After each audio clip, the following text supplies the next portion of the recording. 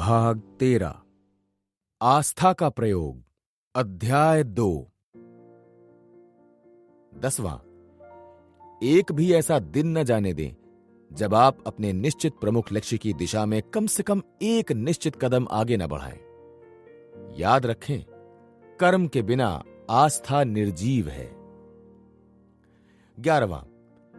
किसी आत्मनिर्भर और साहसी दौलतमंद व्यक्ति को अपना पेस मेकर चुन लें।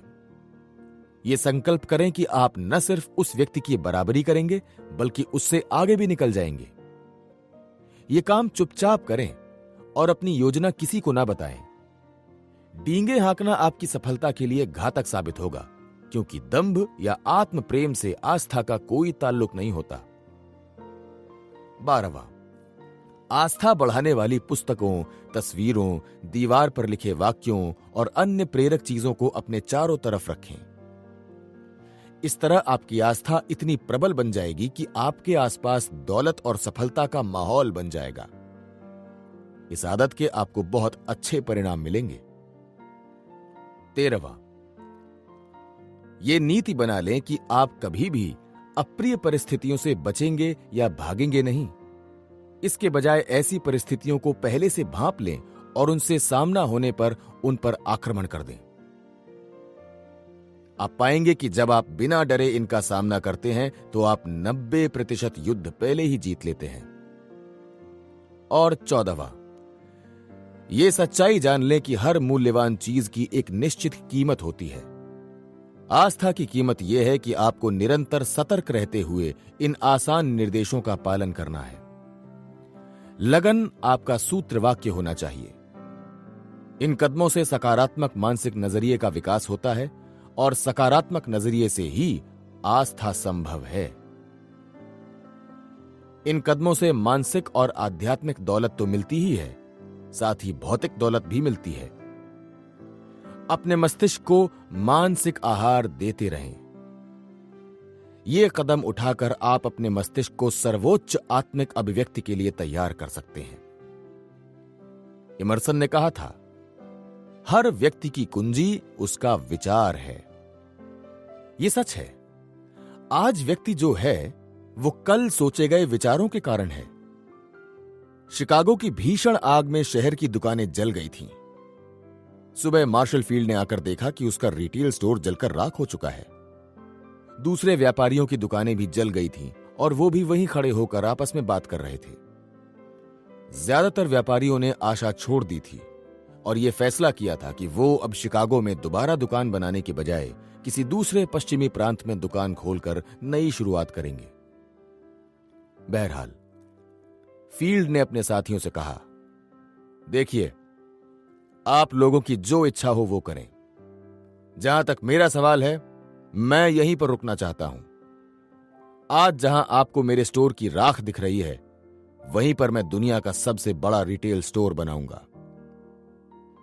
फील्ड ने आस्था की नींव पर जो स्टोर बनाया वो आज भी शिकागो में खड़ा है और उसे दुनिया का सबसे बड़ा रिटेल स्टोर माना जाता है। फील्ड जैसे बड़े लीडर्स की बदौलत ही हमारी महान अमेरिकी जीवन शैली संभव हो पाई है। इंसान की प्रगति संयोग या किस्मत से नहीं होती है। यह तो आस्था के प्रयोग का परिणाम है। जिन लोगों ने इस फिलॉसफी के 17 सिद्धांतों का प्रयोग करते हुए अपने मस्तिष्क को तैयार किया और अपने प्रमुख लक्ष्य में आस्था रखी, उन्होंने अपनी किस्मत बदल ली। अमेरिका का निर्माण आस्था की नींव पर हुआ है और आस्था की बदौलत ही आज यह कायम है। यहां पर आस्था को प्रेरित करने वाले प्रचुर अवसर हैं, जिनकी बदौलत छोटे से छोटा नागरिक भी अपनी बड़ी से बड़ी महत्वाकांक्षा हासिल कर सकता है। इसीलिए हमारे देश को अवसरों का देश कहा जाता है। इसीलिए हमारे देश को दुनिया का सबसे अमीर और स्वतंत्र देश कहा जाता है।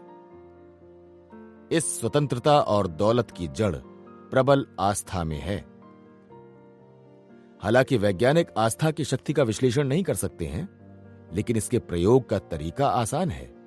हर आदमी इसे समझ सकता है और इसका प्रयोग कर सकता है। इसमें ऐसी कोई चीज नहीं है जो आम आदमी की पहुंच से बाहर हो। सकारात्मक मानसिक नजरिए का महत्व। आस्था निश्चित लक्ष्य से शुरू होती है। जब सकारात्मक मानसिक नजरिया विकसित करके मस्तिष्क को तैयार कर लिया जाता है, तब आस्था आती है। जब निश्चित लक्ष्य प्राप्त करने की दिशा में श्रम किया जाता है, तो आस्था शक्तिशाली बनती है। इंसान अपने सभी काम 9 मूलभूत उद्देश्यों में से एक या उससे अधिक उद्देश्यों से प्रेरित होकर करता है।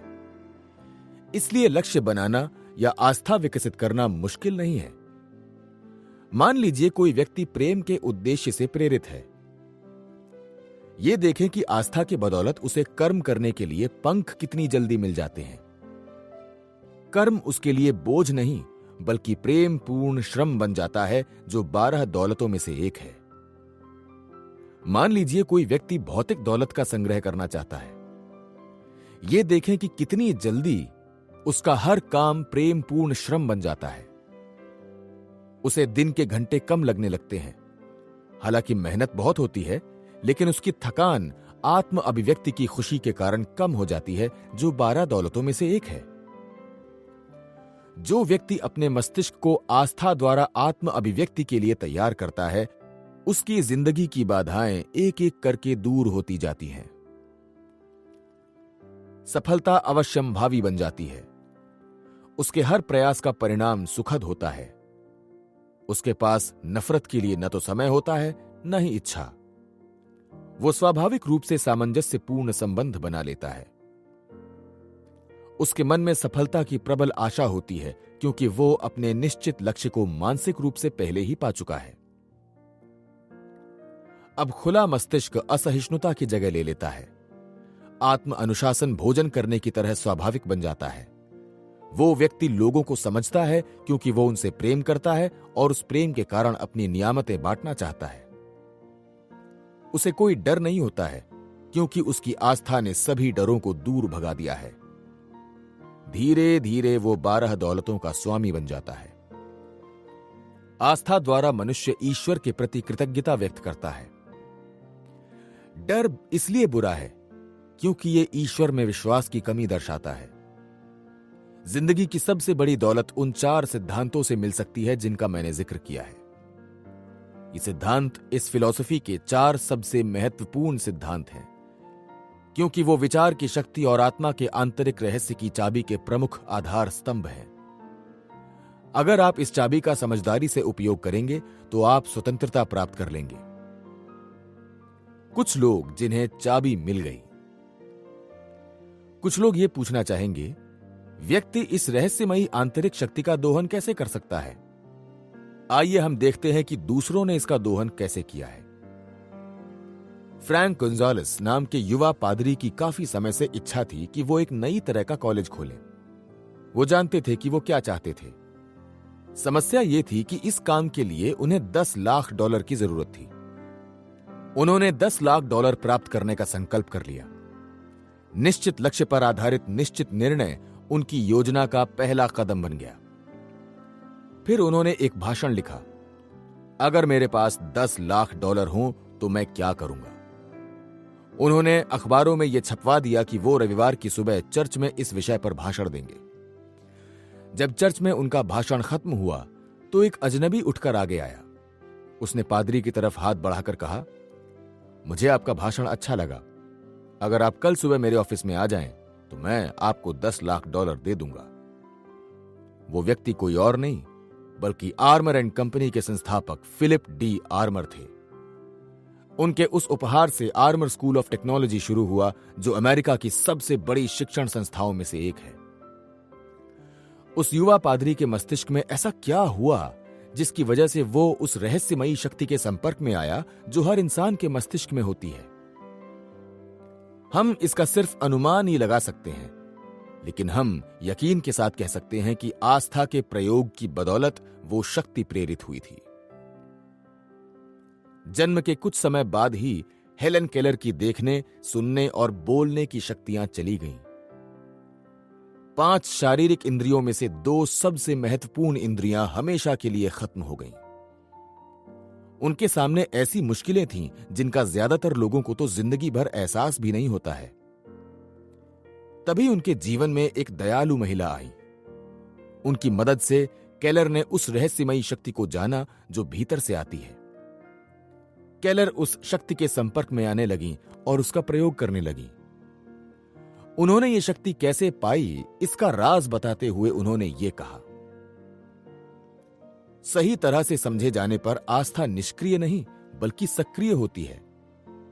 निष्क्रिय आस्था में उतनी ही शक्ति होती है जितनी कि उस आंख में होती है जो देख तो सकती है लेकिन देखती नहीं है। सक्रिय आस्था को डर नहीं होता है।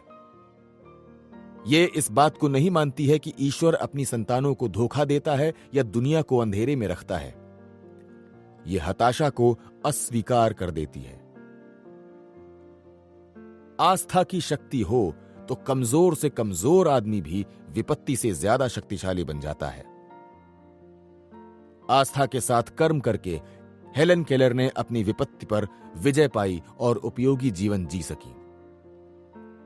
आस्था का प्रयोग करके उन्होंने बोलना सीखा।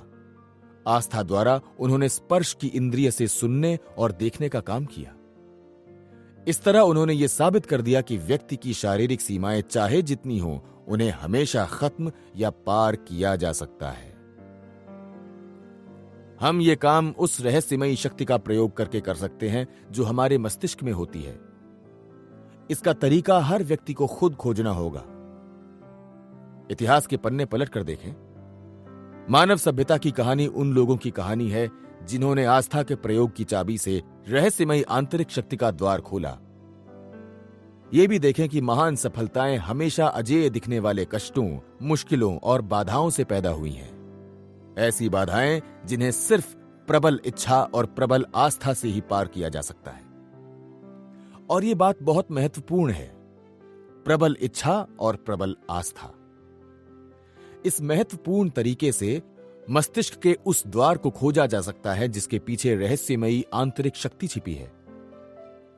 जो लोग इस रहस्यमयी शक्ति को खोज लेते हैं और अपनी समस्याओं को सुलझाने में इसका इस्तेमाल करते हैं, उन्हें कई बार स्वप्नदर्शी कहा जाता है।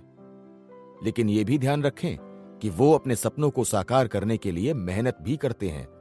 और इस तरह हेलन केलर की इस बात की पुष्टि करते हैं कि सही तरह से समझे जाने पर आस्था निष्क्रिय नहीं बल्कि सक्रिय होती है। आस्था का अंतरराष्ट्रीय प्रतीक। सही तरह की आस्था के साथ एक अजीब बात यह है कि यह आमतौर पर किसी संकट की स्थिति में उत्पन्न होती है।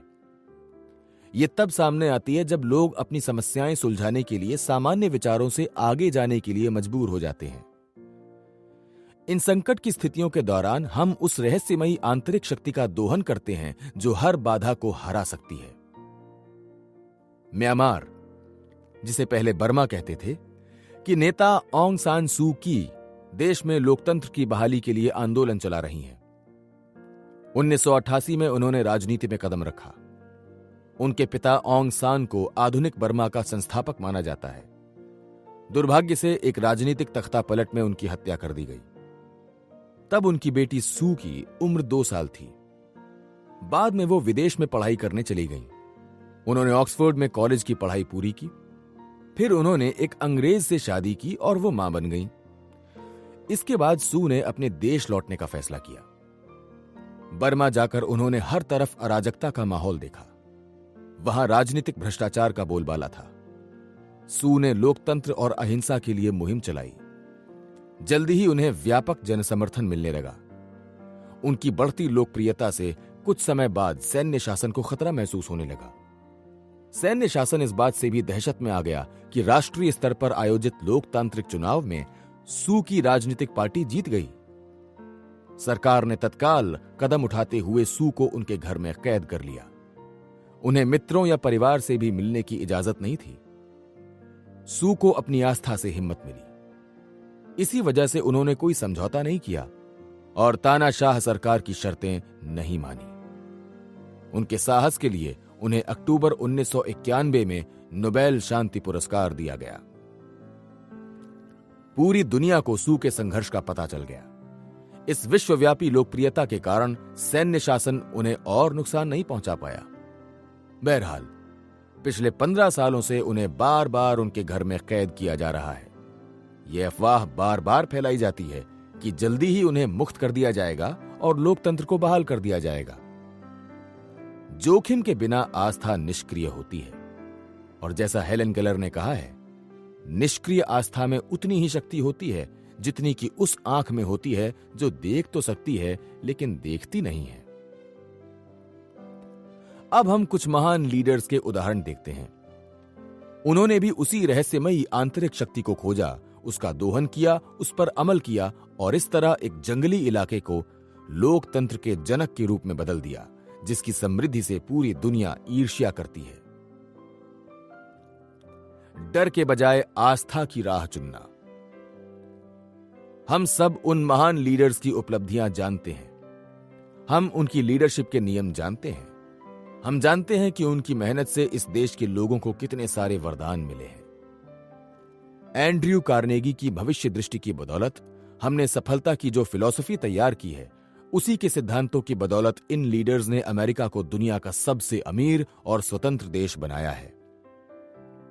लेकिन दुर्भाग्य से हम सब ये नहीं जानते हैं कि सक्रिय आस्था की राह पर चलने के लिए उन्होंने कितने अभावों के बीच काम किया, कितनी सारी बाधाओं को पार किया, कितने कष्ट उठाए। बहरहाल, ये बात यकीन से कही जा सकती है, उन्हें अपने सामने आने वाली मुश्किलों के अनुपात में ही सफलता मिली। उन्हें उन लोगों का विरोध भी झेलना पड़ा जिन्हें उनके संघर्षों से सबसे ज्यादा लाभ होने वाला था। ऐसे लोगों का जो सक्रिय आस्था की कमी के कारण हर नई और अपरिचित चीज को शंका से देखते हैं। जिंदगी की संकटकालीन स्थितियां अक्सर लोगों को दोराहे पर ले आती हैं, जहां उन्हें अपनी दिशा चुनने के लिए विवश होना पड़ता है। एक राह आस्था की होती है और दूसरी डर की। आखिर ज्यादातर लोग किस वजह से डर की राह चुनते हैं? यह चुनाव व्यक्ति के मानसिक नजरिए पर निर्भर करता है। जो व्यक्ति आस्था की राह चुनता है, वो दैनिक जीवन में तत्काल व साहसिक निर्णय लेकर अपने मस्तिष्क को विश्वास करने के लिए तैयार कर चुका है। जो व्यक्ति डर की राह चुनता है, वो ऐसा इसलिए करता है क्योंकि उसने मस्तिष्क को सकारात्मक रूप से तैयार करने को नजरअंदाज कर दिया है। वॉशिंगटन में एक आदमी व्हील चेयर पर कटोरा तथा पेंसिल लेकर बैठता है और भीख मांगकर चंद सिक्के कमाता है। उसके भीख मांगने के पीछे यह बहाना है कि उसके पैर इन्फेंटाइल पैरालिसिस नामक बीमारी से बेकार हो चुके हैं। सच तो यह है कि सिर्फ उसके पैर बेकार हुए हैं, इसके अलावा वो पूरी तरह स्वस्थ व शक्तिशाली है। उसका मस्तिष्क जरा भी प्रभावित नहीं हुआ है। लेकिन इस भयंकर बीमारी के बाद उसने खुद डर की राह चुनी है और धीरे धीरे उसका मस्तिष्क उपयोग में ना आने के कारण कुंद हो गया। उसी शहर के दूसरे हिस्से में एक ऐसा भी आदमी था जो इसी बीमारी का शिकार हुआ था। उसके पैर भी बेकार हो गए थे, लेकिन इस पर उसकी प्रतिक्रिया बिल्कुल अलग थी। जब वो उस दोराहे पर आया जहां उसे चुनने के लिए विवश होना पड़ा, तो उसने आस्था की राह चुनी। ये राह उसे सीधे व्हाइट हाउस और राष्ट्रपति पद की तरफ ले गई, जो अमेरिका का सर्वोच्च पद है। जाहिर है, मैं फ्रैंकलिन डेलेनो रूजवेल्ट के बारे में बोल रहा हूं। अपने पैरों की अक्षमता के कारण उन्होंने जो खोया था, उसे उन्होंने अपने मस्तिष्क और इच्छा शक्ति के प्रयोग द्वारा पा लिया। सब जानते हैं कि शारीरिक बीमारी के कारण उनकी सक्रियता पर कोई प्रभाव नहीं पड़ा और वो अमेरिका के सबसे सक्रिय राष्ट्रपतियों में से एक थे। इन दोनों व्यक्तियों की स्थिति में कितना ज्यादा अंतर है, लेकिन इस अंतर के पीछे छिपे असली कारण को देखें। असली कारण है मानसिक नजरिए में अंतर। एक व्यक्ति ने डर को अपना मार्गदर्शक चुना, दूसरे ने आस्था को चुना। कुछ लोग जिंदगी में दौलत के शिखर पर पहुंच जाते हैं, जबकि बाकी लोग गरीबी की खाई में गिर जाते हैं। इसका कारण समझना भी मुश्किल नहीं है। उनके मानसिक नजरिए के अंतर के कारण ही उनकी परिस्थितियों में जमीन आसमान का अंतर होता है। शिखर पर पहुंचने वाले लोग आस्था की ऊंची राह चुनते हैं। खाई में गिरने वाले लोग डर की नीची राह चुनते हैं तथा अपनी शिक्षा, अनुभव व योग्यता का लाभ नहीं उठा पाते हैं। थॉमस ए एडिसन की टीचर ने उन्हें स्कूल में भर्ती होने के 3 महीने के बाद ही घर भेज दिया। उन्होंने एडिसन के माता पिता को लिखा कि उनके बच्चे का दिमाग बहुत कुंद है और उसे कुछ नहीं सिखाया जा सकता। एडिसन के पास तिरस्कृत महसूस करने का यह बहुत अच्छा बहाना था। कुछ ना करने का, कुछ ना बनने का इससे अच्छा तर्क क्या हो सकता था? और कुछ समय तो वो बिल्कुल यही बन गए। उन्होंने छोटे छोटे काम किए, अखबार बेचे, छुटपुट प्रयोग करते रहे। कुल मिलाकर वो सभी कामों में अल्पज्ञानी बन गए, लेकिन किसी भी क्षेत्र में उन्हें महारत हासिल नहीं थी। फिर थॉमस एडिसन के दिमाग में ऐसा कुछ हुआ जिससे उनका नाम अमर हो गया। उन्होंने दुनिया को इस अजीब प्रक्रिया के बारे में नहीं बताया। बहरहाल उन्होंने अपने भीतर सोई हुई रहस्यमयी शक्ति को खोज लिया और उसका प्रयोग किया। अचानक कुंद दिमाग वाले व्यक्ति के बजाय वो सार्वकालिक महान आविष्कारक बन गए। और आज बिजली की रोशनी देखते समय, फोनोग्राफ सुनते समय या फिल्म देखते समय हमें ये याद रखना चाहिए कि हम उसी रहस्यमयी शक्ति के परिणाम को देख रहे हैं जो महान एडिसन की तरह हमारे भीतर भी मौजूद है। यही नहीं, अगर हम उस महान शक्ति की उपेक्षा कर रहे हैं और उसका उचित प्रयोग नहीं कर रहे हैं तो हमें खुद पर शर्म भी आनी चाहिए। इस रहस्यमयी आंतरिक शक्ति की एक अजीब बात यह है कि ये लोगों के संकल्प को पूरा करती है। लोगों के मन में जिस चीज को पाने की प्रबल इच्छा होती है, यह शक्ति उस चीज को पाने में उसकी मदद करती है। इसका अर्थ यह है कि ये लोगों के प्रबल विचारों को हकीकत में बदल देती है। ओपरा विन्फ्रे का बचपन दुख में था और जिंदगी में उनके सफल होने की बहुत ज्यादा संभावना नहीं दिख रही थी। बचपन में उन्हें दुर्व्यवहार और गरीबी के बुरे अनुभव हुए। किशोरावस्था में वो गरीबी की दिशा में बढ़ती दिख रही थी। लेकिन ओपरा ने सिडनी पोटियर और बारबरा वॉल्टर्स जैसे लोगों से प्रेरणा ली। आत्मविश्वास और अपनी क्षमता में उनकी आस्था ने उन्हें राह में आने वाली सभी बाधाओं को पार करने की शक्ति दी। इस सिद्धांत के समर्थन में असंख्य उदाहरण दिए जा सकते हैं। हर व्यवसाय और हर क्षेत्र के लोगों का उदाहरण दिया जा सकता है। हर क्षेत्र में कुछ लोग शिखर पर पहुंच जाते हैं, जबकि उनके आसपास मौजूद लोग सामान्य से ज्यादा ऊंचाई पर नहीं पहुंच पाते हैं। सफल होने वाले लोगों को आमतौर पर खुशकिस्मत कहा जाता है। निश्चित रूप से वो खुशकिस्मत हैं, लेकिन सच तो यह है कि उनकी खुशकिस्मती सिर्फ ये थी कि उन्होंने अपनी रहस्यमयी आंतरिक शक्ति को खोज लिया था और उसका सकारात्मक मानसिक नजरिए के माध्यम से उसका प्रयोग किया था। डर की राह चुनने के बजाय उन्होंने आस्था की राह पर चलने का संकल्प किया था। आंतरिक शक्ति स्थायी बाधा जैसी किसी हकीकत को नहीं पहचानती है। यह पराजय को ज्यादा कोशिश करने की चुनौती मानती है। यह डर और शंका जैसी खुद की ओढ़ी हुई सीमाओं को तोड़ देती है। और सबसे बढ़कर हमें याद रखना चाहिए कि यह व्यक्ति के रिकॉर्ड पर ऐसे काले दाग भी नहीं छोड़ती है जिन्हें मिटाया ना जा सके। अगर आंतरिक शक्ति का इस्तेमाल किया जाए तो हर दिन सफलता का एक नया अवसर बन सकता है। आपको अतीत की असफलताओं का बोझ उठाने की जरूरत नहीं है। यह किसी जाति या धर्म का पक्ष नहीं लेती है। इसका मतलब यह है कि गरीबी में पैदा हुआ व्यक्ति जिंदगी भर गरीब रहे, यह जरूरी नहीं है। आंतरिक शक्ति एक ऐसा माध्यम है जिसके द्वारा आदत की शक्ति के प्रभाव को नकारात्मक से सकारात्मक में तत्काल बदला जा सकता है।